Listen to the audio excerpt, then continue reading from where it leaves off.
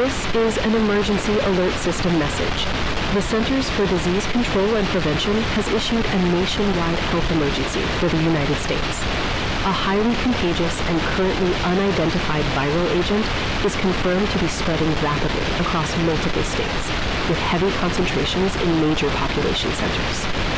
Reported symptoms include extreme fever, acute neurological deterioration, heightened aggression, and uncontrolled violent behavior.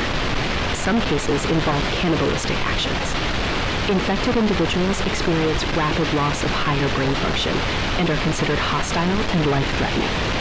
Abnormal physical changes have been observed in advanced cases.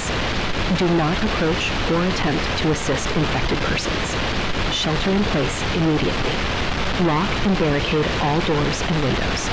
Avoid public areas and all unnecessary movement.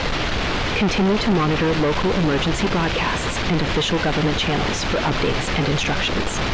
This concludes this emergency alert message. May God be with you all.